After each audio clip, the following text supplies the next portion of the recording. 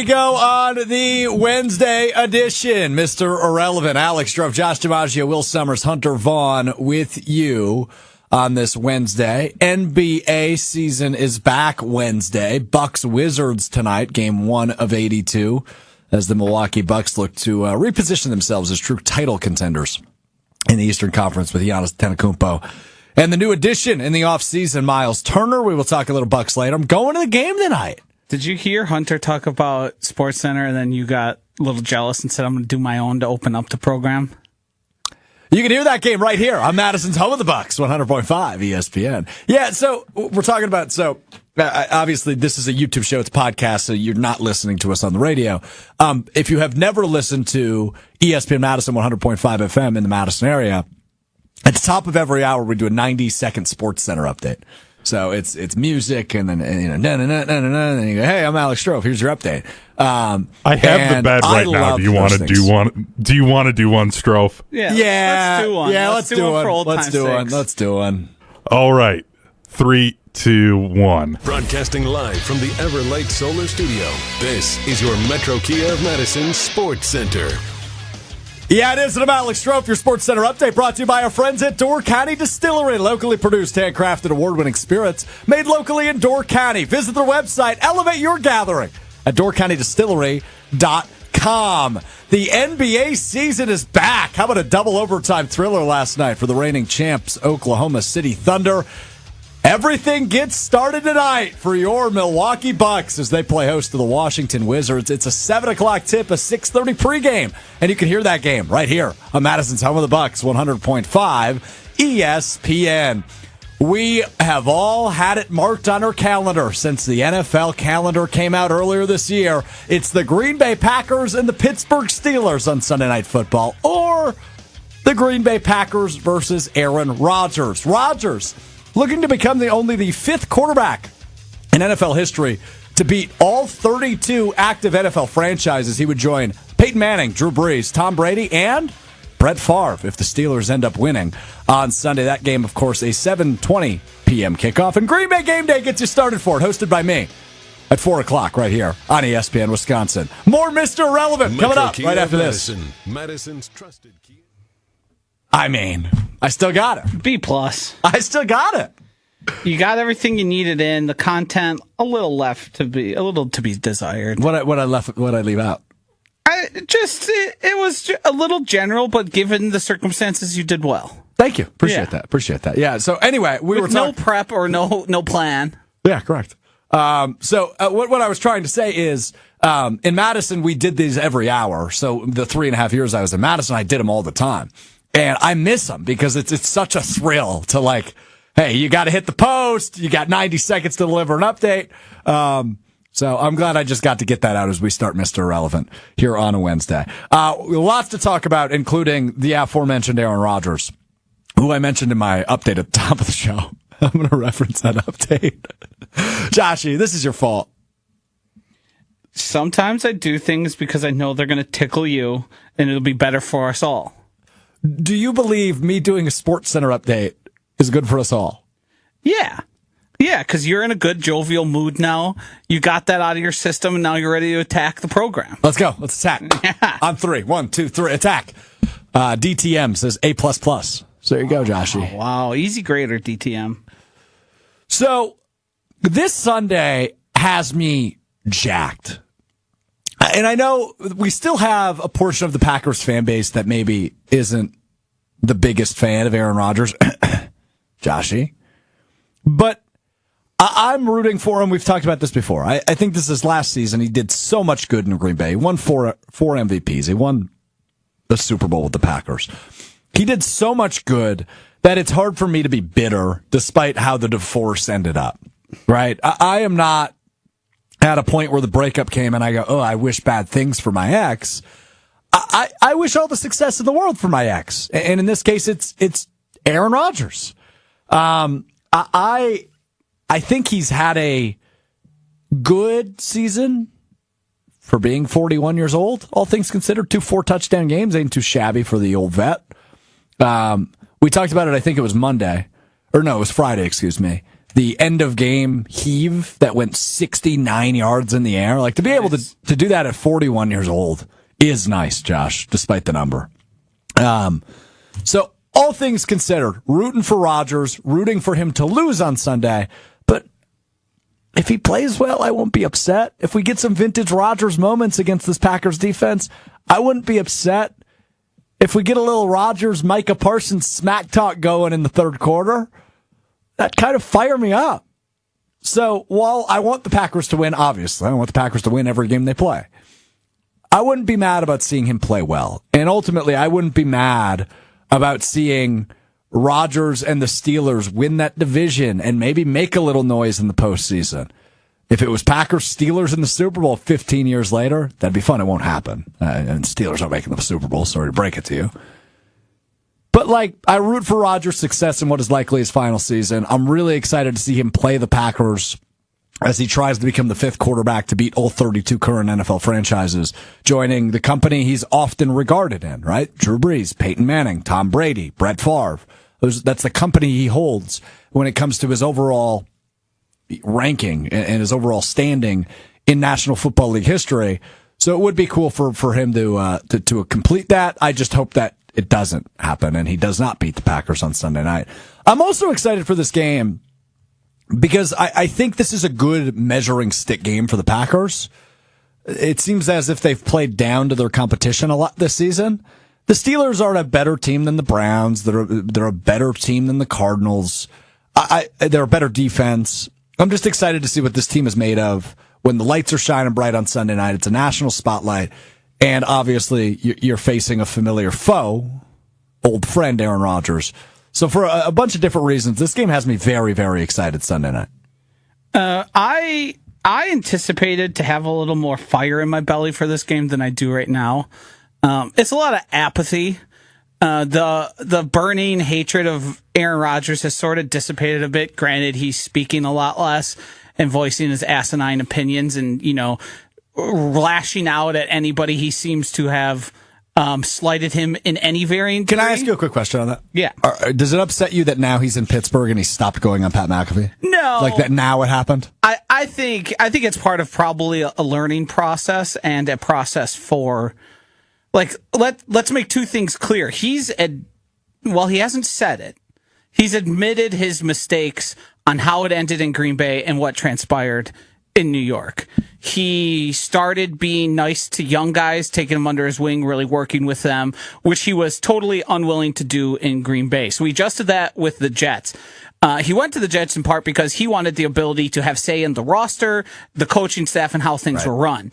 After that failed, he then ends up in the place, the next closest thing to Green Bay you can find in the NFL, in the Pittsburgh Steelers. They are run extremely similar.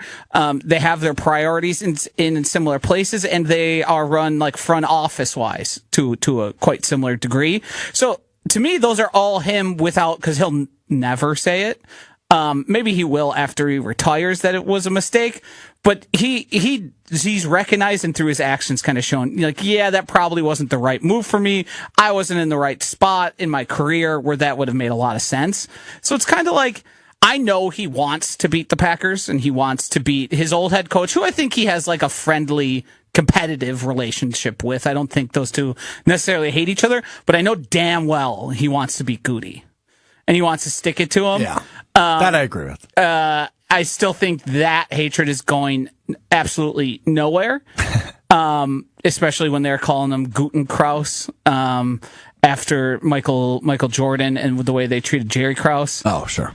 So, yeah, it's had he gone and had a ton of success and the Packers were faltering, I think my feelings would change. But I feel good about where the Packers are and are heading in the future.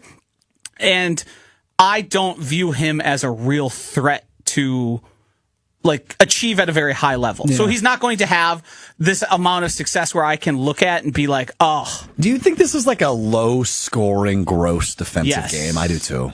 The problem is the Steelers defense has been bad and they've played mostly bad offenses. Mm-hmm. So there is an opportunity for the Packers there to take advantage of a slow and not that good defense.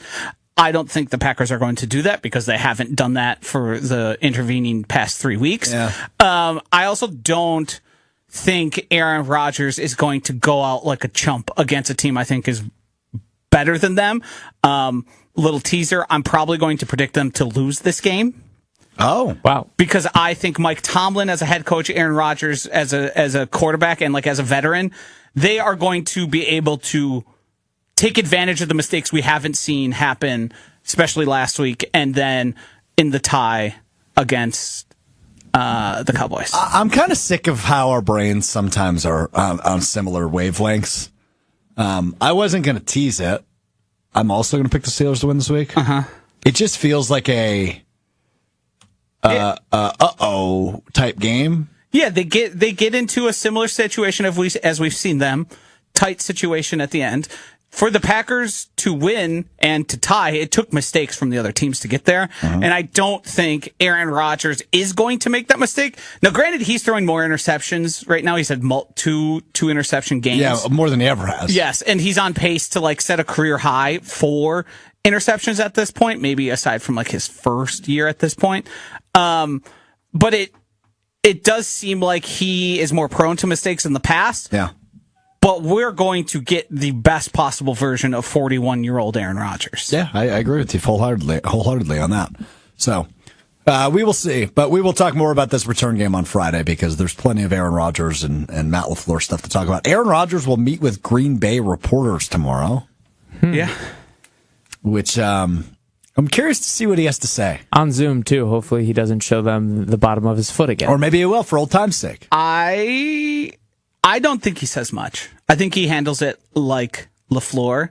I think he'll get sentimental about some of the guys that he worked with in his time there. But I don't think there's going to be anything in terms of bulletin board or like you could take a lot from this. Now it's Aaron Rodgers. He's liable to do literally anything. And he could decide to grind an axe with somebody he sees in the Zoom who he doesn't particularly like. Like that wouldn't shock me. But he seems to have a mostly good with relationship with the people who've covered him in Green Bay. Yeah. Specifically Jason. Yeah, but like I know Matt Scheibman went out there with the Jets and they did like a one-on-one sit down. You know he's going to call Rob Bob and they're going to laugh about it. He's probably going to make a comment about him being bald. There's going to be some jovial laughter back and forth. He'll show respect to Spoon as he always did. And then compliment Stephanie Sutton on her out of left field question. Wow. It's unbelievable how on point that's going to end up being. Yeah, that was a little creepy. At the end. What? Well, Was it creepy? He's watched that many Aaron Rodgers I press know, conferences. I know, but I was like, I'm literally there right now, and I hate how accurate this is. And the order, too, might be exactly right, too. Yeah, it's true. Because Stephanie's questions usually come towards the end after everybody's asked the actual, and not to dismiss what she's asking. I think she's asked some incredible questions. She's terrific. And got amazing answers from him. But usually the questions are like, how are you going to feature back then Romeo Dobbs more? And then it'll be something more personal life Aaron Rodgers. And then, I mean, that's when he's the most interesting. You think they're going to ask him about getting married? That's a great question. We should ask Jason that. That's a great question for you to pose on Weekly Wildy tomorrow morning. Oh, yeah. Well, I talked to him before the Zoom. Yes. Yeah, you're right. Somebody's got to fall on the sword. Yeah. We have Rob on Kyle Preston Nortman at 2:30 today, so I'll have those guys ask him, too. Yeah. We need to put it in as many years as possible because I want to hear him talk to Green Bay reporters about that. He'll probably say it's none of your business. Yeah, probably. Yeah.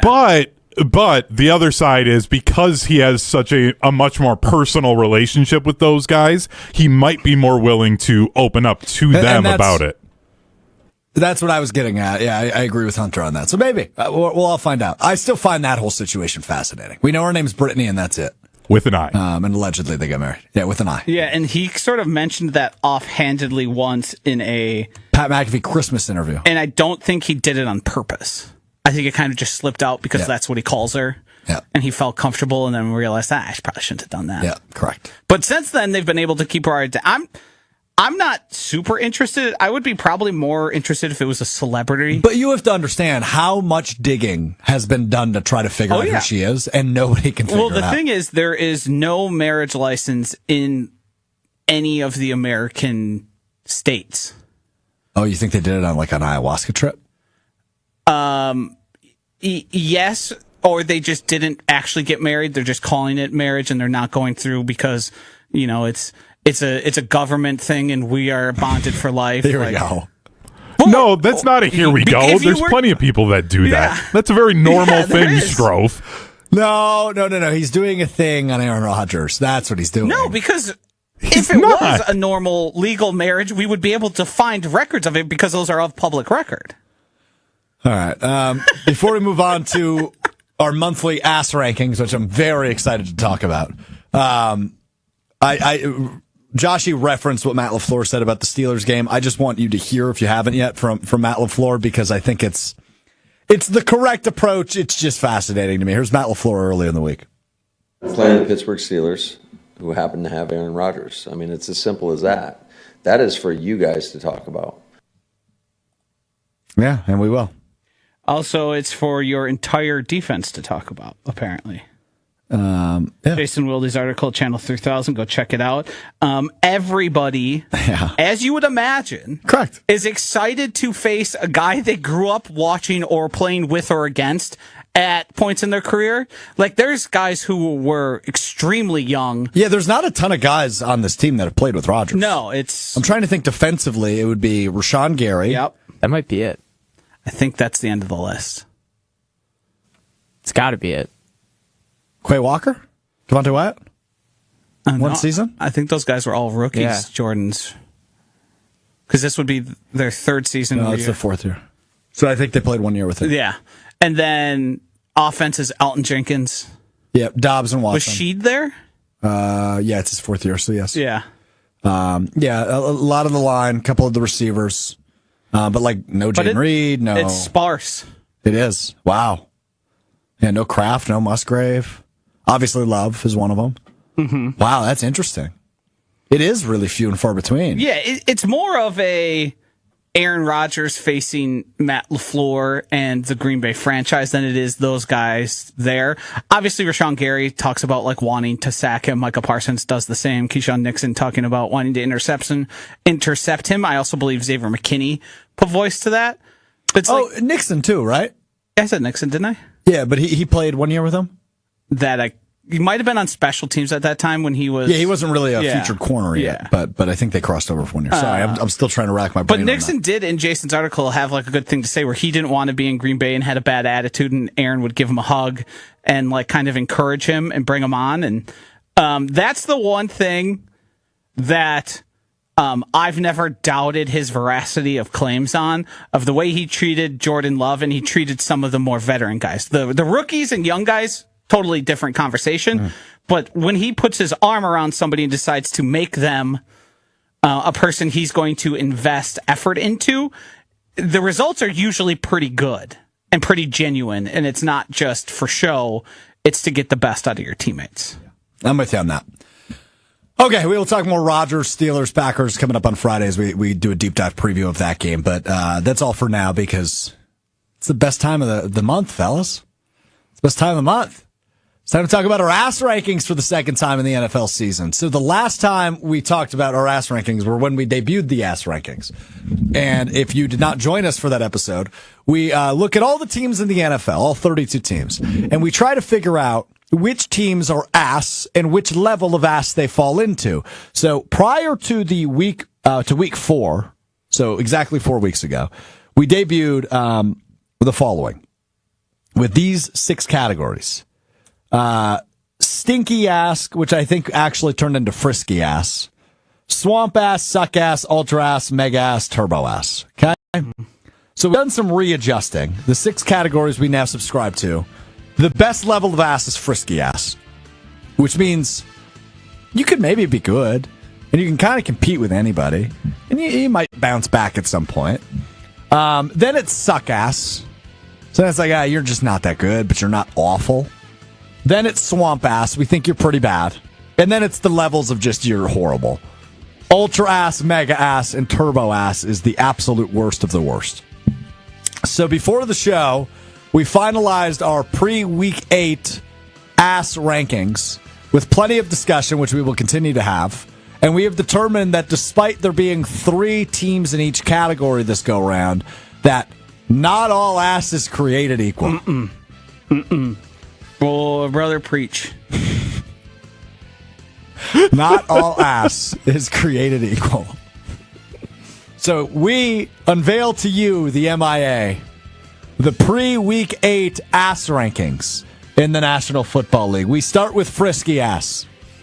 How about the Chicago Bears? What a turnaround from turbo ass to frisky ass. Mm-hmm. Wow, what a turnaround indeed. They've won 4 in a row. Some are calling it the improvement of the year. It sure might be. It sure might be. So the Chicago Bears in frisky ass, and then 2 AFC West teams join them in frisky ass. That would be the Denver Broncos and the Los Angeles Chargers. Yeah. The Denver Broncos got their brakes beat in. I say that right? Beat Breaks off. beat off. Okay. That's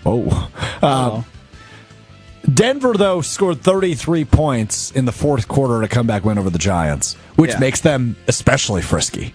Yeah, I mean, the problem for the Broncos has been Bo Nix almost exclusively. Their defense is great, usually, except for that game where they decided to give up all those points to the Giants. But yeah, that team is solely dependent on the results you get weekly from Bo Nix. I think the Chargers are probably the best team in this category. I would agree. They've suffered so many injuries. Many. They're down to their 3rd and 4th running back. They're down to their, I believe, 3rd left tackle and 2nd right tackle. And they're also missing a guard or 2 along the line there. They looked really good, and I think Joe Alt is either just got back or will be getting back, which I'm sure will be a benefit. And Big then benefit. Hampton is still about 2 to 3 weeks away. That's what it sounds like, yeah. I think they'll be a playoff team that can win one in wild card rounds. Yeah, I still think they could win that division. Justin Herbert recently has just been due for one really bad interception a game. Yes, he has been. He started off at the beginning of the year.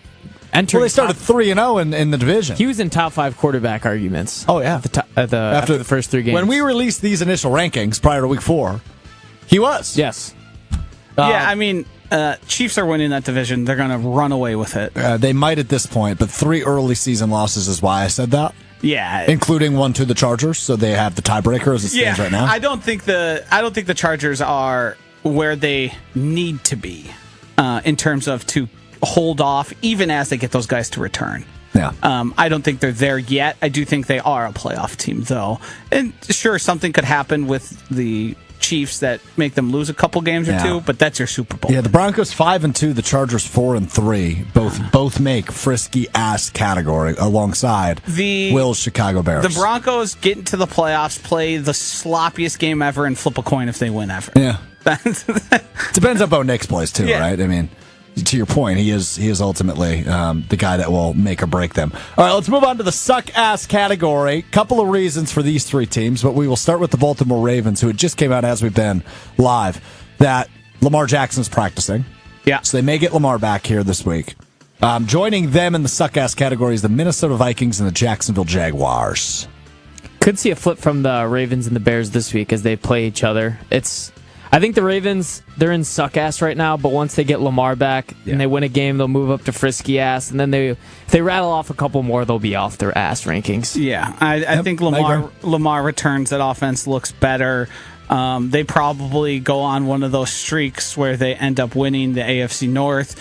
And they're out of there, but hey, they haven't won in a long time. It's true. Hopefully it doesn't start this week. Also, their schedule was brutal. And then they had all those injuries. They had the toughest schedule to start the season of any team by like a long shot. And then they didn't have Lamar Jackson for, I think, 3 of those games. That's correct, yep. Yeah, not fun. Yeah, 1-5, not a great start. But Joshy, you said before the show an interesting Ravens take that I was intrigued by. That they're going to win the North. I said that. He just said that. Oh, okay. Yeah. 1-5, Steelers are 4-2. Yep. Got a lot of ground to make up. Yep. Well, after the Steelers go 4-4, It's just they're going to beat the Steelers in their head-to-head matchup. They've got one more at least, or maybe even two. I think the Steelers. I think the longer Aaron Rodgers has to play and take hits, it's going to be bad for him. Both games remaining, December 7th and the final game of the season between the Ravens and the Steelers. I would slot in the Ravens to win both those games. If Lamar's healthy, I tend to agree. Yeah. All right, let's move to Swamp Ass. Now, all three of these teams are interesting in their own right.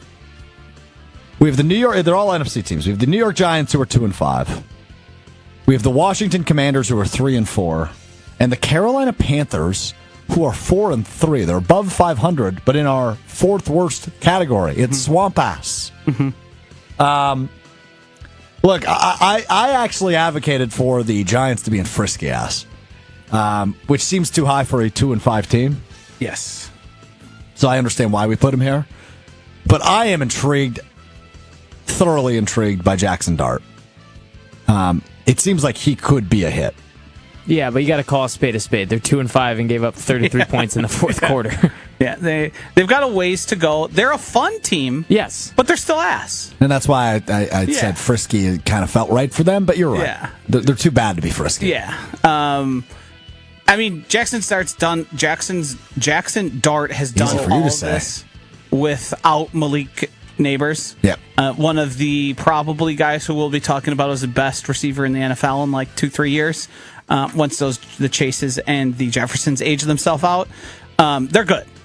Like, Jackson Dart has been good. Cam Scatterbo. What a great story that's been. I hope he enjoys this sun run while he has it, because I don't know how long he is for the NFL with the style he plays at. This week, if you were watching at all, he sought out contact 2 yards into the end zone. That's not great for longevity.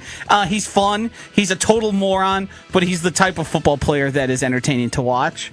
And we also have just no idea what's going to happen with the Giants. Is Jackson Dart going to save the jobs of the guys there? I have no idea. I think so. The Commanders, they can't stay healthy, but to me, that's almost not an excuse. That team is old as hell. Yep. Jaden Daniels part of the reason that they are injured and not playing as well, and he's not old. But everyone else on that team is near geriatric, and it is no shock that they keep losing guys and losing players and then ending up with an uncompetitive roster. And the Panthers are the Panthers. Andy Dalton, the Red Rifles. Yeah, Bryce Young's hurt. And They also haven't played anyone good, really, the past couple weeks. yeah, I'm curious how that game, not this week, but next week against the Packers is going to go. Well, if It's at Lambeau, so the Packers will win. If history's anything, it'll be way too close for 3/4 of the game. The Packers will win by 2 scores, and we'll go, hey, we can't get mad about wins, but it didn't look that great. Ultra ass category. Each of the Packers' last 2 opponents fall in here, and to Joshy's point, far too close in both of them. Cardinals, Bengals, and the Houston Texans, the third team in Ultra ass. I think Texans might be the most unwatchable team. Yeah, I tend to agree. Yeah. And I believe do they have another primetime game this week? Who knows? CJ Stroud, not that good. Not that good. Their defense is good, which then makes it not entertaining to watch the other team play offense. It's just bad all around. I lied. They're on. Oh, no. They do not have a primetime game. They play the 49ers at noon, which is not going to be a good They game. also drafted 2 young pass catchers, but they're deciding to use Xavier Hutchinson instead of trying to get those guys some Shout out use out Iowa there. State. Yeah, Jalen Noel and Jaden Higgins. All right, let's get to our final 6 teams in the ass rankings. In the mega ass category, not a whole lot to be said here. Yeah. Saints, Raiders, Browns, mega ass. Raiders have been horrible Geno the Smith's past couple been weeks. awful. I mean, they put Kenny Pickett in for one play and he fumbled the first snap he got after taking out Geno. I think they had under 100 passing yards this past week against the Chiefs and under 30 rushing yards. And they ran 30 total plays, the lowest mark since like the 70s. Chiefs had 30 first downs. The Raiders had 3. And 30 plays. The Chiefs had as many first downs as the Raiders ran in total plays, kept them to under 100 yards. The Raiders should be thanking Alex Strouf that they managed to stay out of Turbo S. And that's just because you liked balancing the numbers for some odd reason. It's because Genty, maybe. Genty's exciting, but he only got like 12 carries. But Bowers is hurt. Geno Smith's horrible. Genty hasn't been as good as anybody expected. Max Crosby's hurt, right? And no, He's just going to get traded. He's apparently going to be a Dallas Cowboy. That's they need a pass rusher. Who, by the way, no Dallas Cowboys on this list, as you'll notice. Yes. Yeah. We left them off for now. We will see in November if that's the case, but as of now, that is the case. They'll be back. I was just say, I still think. Here's the thing: Dak Prescott has been MVP good and gotten them out of this. If he even just plays pretty good, we might find ourselves back in the frisky-ass rankings. And here we go for our final part of the rankings in Turbo Ass. The one you've all been waiting for. The one you've all been waiting for. I am willing to make a proclamation before I reveal the teams. I think these 3 teams are locked in Turbo Ass. I don't think they move for the rest of the season. They are so bad, and some of these teams have a potential to get worse. We may need to invent something worse than Turbo Ass. Extra Turbo Ass? Because the Dolphins might start trading assets. Yeah. The Jets haven't won yet. Correct. So those two might need their own special category. And look, the Titans only won a game because Amari DiMercato fumbled at the 1-yard line and what should have been like a 70-yard touchdown. There's also the interception that got fumbled and recovered in the end zone for a touchdown, the game-winning touchdown. I have a quote real quick from Jets owner Woody Johnson yesterday. I don't know if you guys saw this. He said, if you look at any head coach with a QB like that, you're going to see similar results across the league. If we could just complete a pass, it would look good. Woody Johnson does not deserve the right to speak at microphones. I know he owns the team, but it never does any good for anybody. So they are just over Justin Fields. Well, guess what? Tyrod Taylor, little overaged. Their offensive line, not great. He gets hurt. You think Justin Fields is going to strap up a helmet for that team again? Not a chance. Who's their third-string quarterback? I don't Mike know. White, maybe? I was going to say, anybody got any guesses? Could be literally Tim Boyle? No, they don't have one. Yeah. Ooh, that's bad. They only have the 2. I was going to say, I know we floated as a joke, but with how bad the Badgers have been, do we make fickle ass the one for the Dolphins if things keep getting bad? That's not a bad call by you. Here's what I want to say. We made a mistake not making that its own category and just putting the Badgers in there honorary for being an uncompetitive Turbo loser. ass. Former Missouri quarterback Brady Cook on the Jets practice squad. Okay. He's frisky. He's frisky ass himself. As you're wearing He's a on Missouri practice squad for polo. the Jets. Yeah. Yeah, he's pretty good. What? Well, how did we just get Missouri? I don't know. What's the word I'm looking for? Commentary? No, it's like a pumping up of that. Like a, I don't know. Move on. Okay. I've been cooking all day and my brain stopped working. How long do we give Mike McDaniel? Oh, I was surprised he made it through this weekend. I think he's going to look wonderful in green and gold in December. You think he's going to wear those capris pants? Oh yeah. Oh, yeah. Even in the winter. Yeah. He's not a cold weather guy. Yeah, but the thing is, He's going to be in the booth, though. yeah, he'll be in the booth, and he will do what Robert Saleh and Nathaniel Hackett and Luke Getsy have done the last 2 years for this team. That will be a role Mike McDaniel Advisor. finds himself in. And then he'll Luke be, Getsy. and then he'll get hired to be someone's offensive coordinator, and their offense will be really, really good Yep. in 2026. Can't believe I heard of Luke Getsy today. And then He's still in Green Bay. I know. Just wasn't expecting to hear his name. Mike will get a head coaching job, and then the same thing will happen again. Because that's what the NFL Maybe he should does. coach the Badgers. No. Yeah, God, he's clearly no. not prepared for that. The Dolphins need to move on from Tua. Sorry, Tua, you're benched. You're not our quarterback next Quinn year. Ewers, here we go. Yeah, true. All right, there's your ass rankings ahead of Week 8 of the NFL season. So right now, we are planning to do that about every 4 weeks, give or take. There's no hard and fast rule on it. But I'm thinking towards the end of the season, we kick it up. Kick it up to every week, approaching the playoffs. We need to. Eliminated ass might become a category. Fraudulent ass. Then it would be no ass if it's eliminated. So just Strouf. There So we go. I don't have an ass. I just have a long back. Could be that. All right. Well, that was good. Let's move some things around, despite what the right side of our screen says today. Because I want to talk about the Packers' expectations, and we kind of did that already. Let's jump all the way to one word, and then we'll talk Bucks, and then we'll get to what we missed. Because the Wisconsin Badgers, as we just referenced, are mega turbo ass. Mega turbo ass might be a better way to put it. They are horrible. We've talked about it all week. We talked about on Monday a little bit the conversation, or rather the letter that was sent out by the athletic director, Chris McIntosh. Luke Fickell just has no personality. It's just brutal. Nobody seems excited. I am having a hard time coming up with a lot of words or new words to describe just how bad the situation in Madison, Wisconsin is. So we're not going to come up with a lot of words. We're going to talk only Badgers, but we will play One Word Wednesday strictly about the Wisconsin Badgers and the state of their football program. Myself, Joshy, and will respond to every one of Hunter's Badgers-related topics with one word, sometimes more, sometimes less. And that will be our One Word Wednesday for this week as we discuss the horrible, horrible state of the union that is the Wisconsin Badgers football team. Hunter, floor is yours. We're going to start with the man, Luke Fickell. One word to describe his tenure with the Wisconsin Badgers.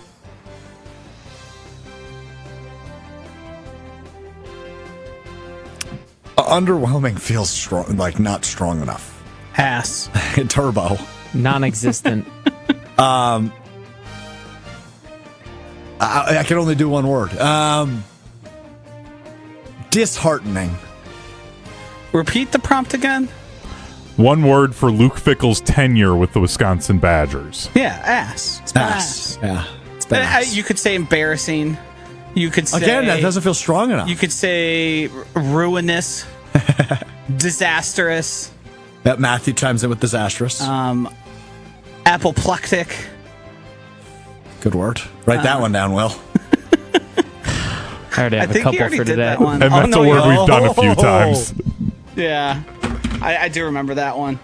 All right. I'm going to go non-existent. He's just an empty vest on that sideline right now. Empty vest. Together, everybody achieves more. One word for Chris McIntosh's letter to the fans. Disingenuous. Tone deaf. Hyphen. Allowed. Fake. Good. The letter wasn't real. Was it actually on paper? You could print it if you elected to. But he didn't mail it. It was all digital. It's a great point by you. It wasn't a letter. Wasn't a letter. That letter might be that was an email. Worthy. It's so silly. Further investment isn't going to change what has seemingly taken over here. It is simply just a way to buy yourself time and sort of. I think both of those guys recognize that their tenures are tied, so they need to do everything possible to keep both of them employed. Yeah, I agree with you on that. See, I would have gone with obtuse for it. Yeah. Ooh, good word. Hey, you can play too. Just because you write the questions doesn't mean you can't play. Okay, I'm going obtuse. I was very annoyed when I read that, especially considering the idea that like he's insinuating that the fan base needs to invest more in the program. I'm like, I'm investing a lot of my dollars to go and watch a terrible product. Hold on. Well. Larger than 100 or 90 degrees. Obtuse triangle. Angle. Yeah. Just angle, not triangle. Just angle. Correct? But when somebody says Yes, you're being obtuse, what are they saying? Multiple meetings. It means you're being larger than 90 degrees. Yeah, you got it. Nailed it. Put that on the list. Hunter air horn.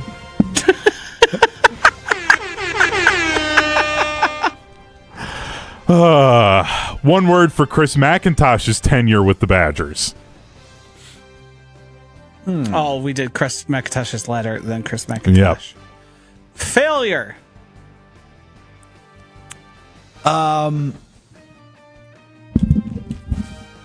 Incorrect choice. Non-informed, ill-informed, Ooh, ill-informed. Ill-prepared. ill-prepared. Hyphen. Allowed. Cronyism. Dude, stop. I got too many words. Sorry. I wasn't even thinking to add words to his list. I was trying to come up with whatever the opposite of the Midas touch would be. It feels like whatever he touches kind of dies. Yeah, it doesn't turn to gold. That's for sure. Yeah, somewhere. What do you know about Midas? I don't know. I was thinking about Medusa. When you look at her and you turn to stone. I mean, The close. Midas touch. It's in a Drake song. He said it, didn't he? Who? Didn't Hunter describe the Midas touch as? Yeah, but he said wasn't before? listening. He's on the computer. Yeah. Sorry, I'm still on cronyism. Our fourth one, the Wisconsin Badgers are 34-point underdogs against the Oregon Ducks on Saturday. Let's go Ducks. That's not one word. I'm not allowing that one. That one's not allowed. Quack! Yeah. Dead. Onomatopoeia. Don't you love that? I love Nice. onomatopoeia. I'm using 2 words. That's too small of a line. That's 6 words. Too small. Deadhead is one word. I use dead. Yeah. Yeah. And There you go, I think it has deadhead. multiple meanings. Yes. Grateful Dead. Yeah. Yeah. Yeah, I'm very. Badgers are I'm very dead. Mad I didn't get my hands on that stuff. Spread. I'm taking the Oregon spread. Just because I want to finish off with something positive around the Badgers. Basketball starts November 3rd against Campbell.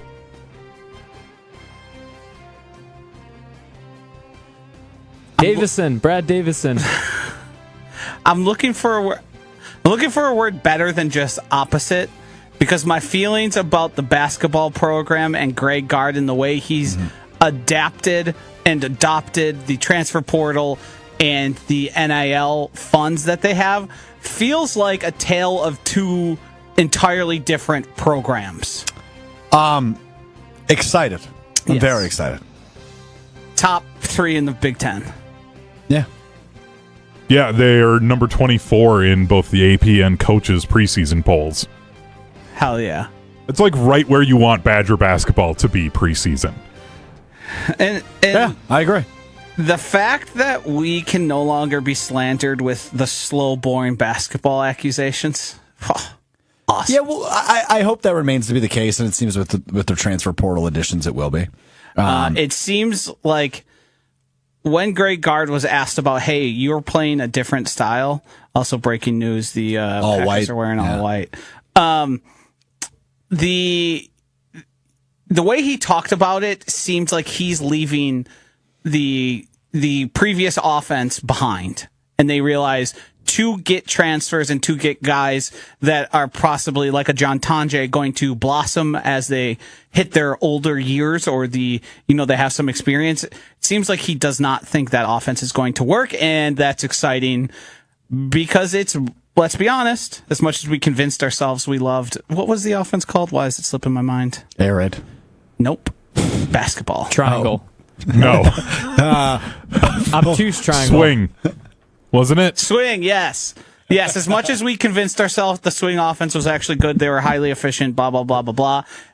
The John Tonje version and the season we watched last year was so fun. You know, pat on the back to me, I was only half listening, so I was confused could by you tell. were asking about the air raid offense after bringing up John Tonje. I mean, to tie it to Badger football, it's crazy that Camp Randall and the Kohl Center are maybe a mile and a half apart, and Luke Fickell can literally Yep. see a guy on his own campus being successful, figuring out ways to get kids in the state to come and play basketball there still, and good players in the state, and figure out how to adapt from an old way of doing things. And Fickell's just like, nah. Like, it's insane to me that this is even a problem when you can see it working at your own school. Evolution is a wild concept for college coaches. Some are great at it. Some are horrible at it. I think we know which is which in this scenario. Speaking of Fickell is evolution, ass at it. Fickell ass. Speaking of evolution, new look Milwaukee Bucks tonight as the season tips off at Fiserv Forum. Chris Middleton and the Washington Wizards come to town, take on the Bucks in Game 1 of the NBA season. Miles Turner, Giannis will lead the charge for the Bucks this season. Am I the only one who's like expecting a top 4 finish for the Bucks? Yes. No. I think they're I, going to be a lot better than people expect.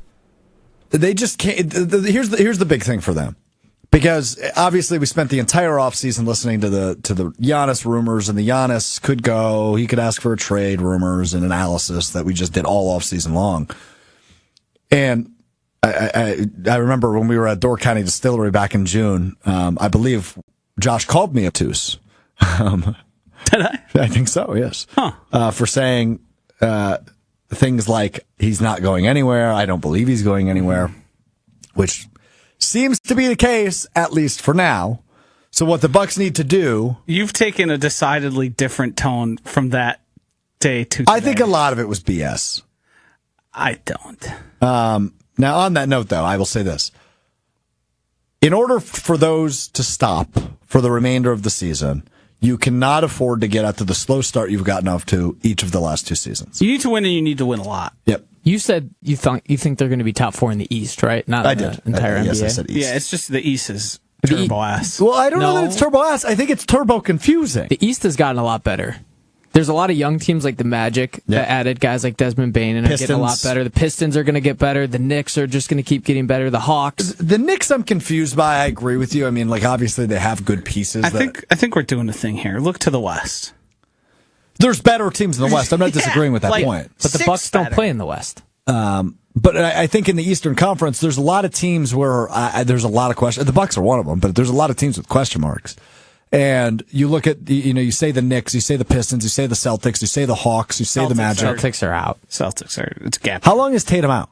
The year. The year. He's out Yeah. the whole year? Yeah. Yes. He got they hurt. and they got rid of some of their veterans. I think the bigger question mark is the 76ers. With Joel Yeah, Embiid absolutely. coming back, they could be very if good. I know anything about them, they will suck. Yeah, they will suck. Most likely. Yeah. They will find a way to suck despite the Yes. fact they shouldn't suck. The Sixers are going to have like a top 2 record in the East up until, I'm going to say, probably New Year's. And then Embiid's going to get hurt again. And then they're just going to Yeah. plummet. Like, that's gonna just, sell- And Paul the George will, holidays. Paul George will play 40 games. He's going to be housing Shirley No, Temples. he's not, because he quit his podcast. Oh, Podcast P is no longer? Yeah, he's focusing on basketball. Primetime oh, P. man. Yeah, but I mean, like, Tyrese Maxey obviously had a great year last year for them. Kelly Oubre is still a good piece for them.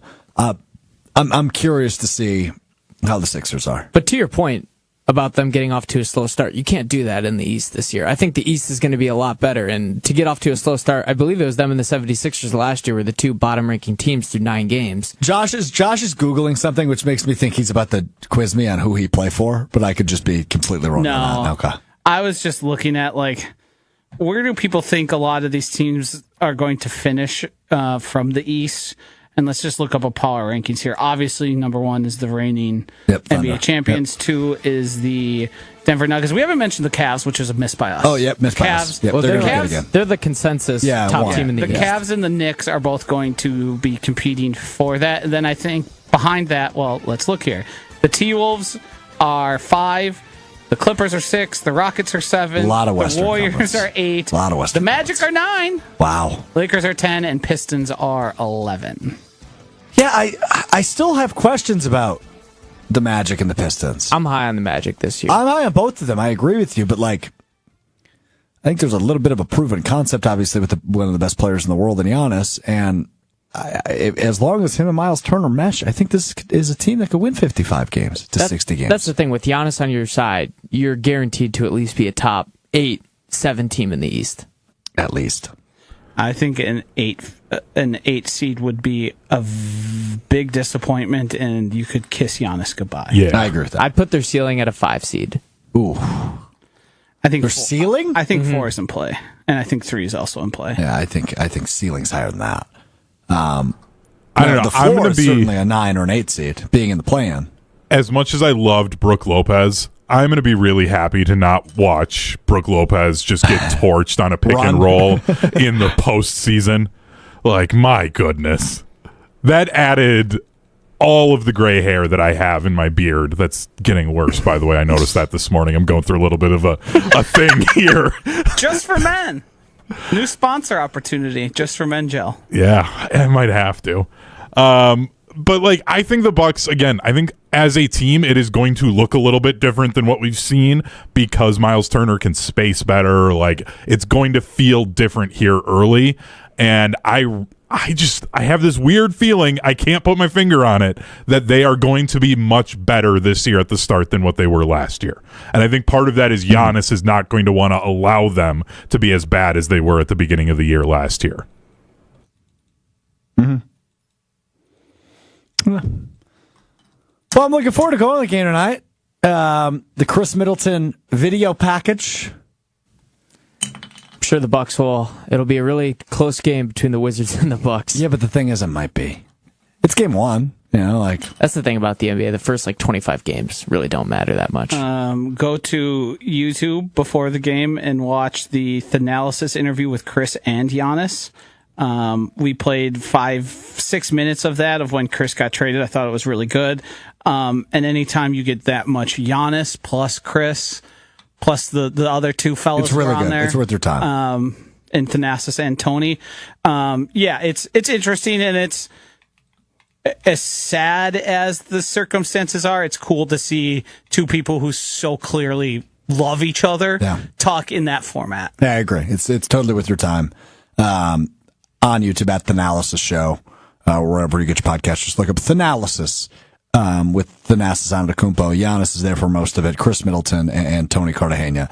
Really good interview. Really, really worth your while if you're a Bucks fan. And obviously, if you miss Chris, because I think looking back on that trade, didn't love it. I did in the moment. You liked it in the moment? I shouldn't say I loved it. I liked it for a month after. Yeah, I liked it for a month. Yeah, you had those couple of games where Kuzma was playing some lockdown D, and you're like, "Oh, okay, I can see the role for him. I can see it." Well, they needed to get younger and more reliable, and they needed a more reliable piece. And Kuzma has never really had bad injuries. Yeah, he was a good scorer on the second unit for a month, and then he just fell off. Yeah, so we'll see what he is this year. Last year was statistically his worst ever career year. He was that going into it. It was an availability play, but it didn't make them. But hold on, Joshy. What if he has a career year this year? Want to bet? No, I do not. All right, time now for What We Missed, What We Learned. That is presented by Door County Distillery, locally produced, handcrafted, award-winning spirits made locally in beautiful Door County. Whiskeys, gins, rums, brandies, vodkas, and more. It's bourbon season, Joshy. I know you know that. It's bourbon season. It's cold out right now, by the way. It is cold. I woke up this morning, 4 a.m., took the dog out. First of all, my house was way too cold. Turned off the heat last night because I got a little hot. So I turned it all the way off, woke up, and we were approaching senior breath inside territory. Oh, boy.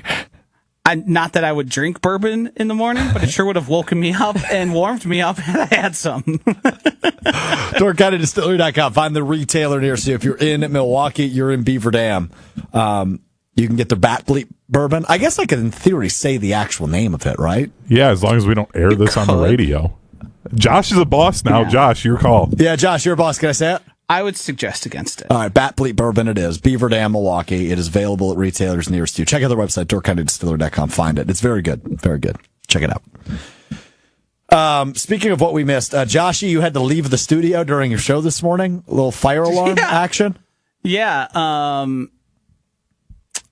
Fire alarm's gone off here before. There's a food hall here. There's grills being turned on. There's food prep happening. Yeah. Not totally something we weren't prepared for, but when our engineer came here with a concerned look on his face saying, you need to evacuate, that was a little concerning. Yeah, that's always good. Yeah. You're welcome, by the way. I was the one that put out the fire. There wasn't a fire. Elevator dust. Yeah, I was the one that figured it out. Yeah. What are you doing right now? Trying to be a hero. I was the hero. Here's the thing. So I wasn't in work yet because this is about right around 8 o'clock. Yep, shocker. It was Jen, Gabe, and Chewy was on, dude. What are you doing here? It was around. Well, given your history after skipping KBN yesterday, I don't think anybody should be shocked that you're not in work. And I didn't skip. I was working. I was doing work. I'm so sick of all of you right now. You're palling around. That's what you're doing. I was not. What does that even mean? Glad handing rubbing elbows with Gottlieb, with the most fired head coach ever. He is not fired. Whoa, brother! I'm telling you what, it won't happen no matter what. Then I can't wait to make fun of them. Oh my gosh, that is fair. That is fair. I don't disagree with you on that. But also, let's see how they play this year. Let's see how they play. They open the season at Kansas on November 3rd. Oh my gosh, is there a running clock in college basketball? That might be necessary for that one. You sent me a teaser, or Maddie did, of an interaction that was the most Doug Gottlieb missing the point, which has been seemingly been his career. What happened? When talks of his time between his radio job and his basketball job. Yeah. And he said, why don't other coaches get credit for it? And it's like, you said it was their off time. We're talking about your work days and how practices have to be pushed back or run by. So the question was specifically about when he went to the Super Bowl. Yeah. And I said, you got a lot of criticism for that. And he goes, yeah, but, when you look at other coaches, nobody's tracking their off days. It was our off day. Okay. Yeah. Look, how many 4-win programs, 2 in the conference, are taking off days? I said, well, Doug, you were in the middle of the longest losing streak in the country. Probably not the best optics. And he goes, yes, I understand that, but it just comes with the territory. And I said, okay. Look, transparently, I do like Doug Gottlieb. Obviously. Yeah, we know. But he does seem to occasionally miss the point. Almost always. And I've asked him many times. I mean, every time I've interviewed him, I think I've asked him about the optics of doing a radio show while also being a Division I head basketball coach. And he is very sold that it is not a conflict of interest. And it's not my job to change his mind on that. It's my job to ask him about it.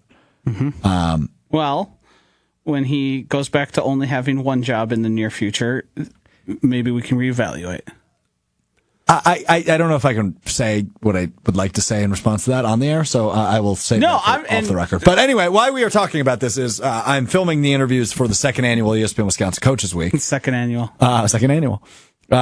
Going to so last year we did all these over Zoom. We played all of them on Mr. Irrelevant with all 4 Division I men's basketball coaches in the state: Greg Gard, Bart Lundy, Shaka Smart, and Doug Gottlieb.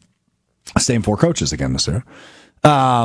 But I'm going to the campuses this year, so we were on the Green Bay campus yesterday. Thus, why I missed a little bit of Kyle Bruston Nortman yesterday. And it was just fascinating. It's fun to be inside their house and see how things operate on a day to day. On a Strouf day. On a Strouf day, it was a Strouf day for sure. Mm-hmm. When you say a little bit, I heard you got in well past the halfway point of the show. So wouldn't it be more than half of the show? Well, I guess in Madison it was past the halfway point. In reality, it was not past the halfway point. We go until 5. It was around 3:25. I walked in at 3:20. Oh, okay, so close to half the show. Okay. It was just prior to halfway point. Yes, close to half the show.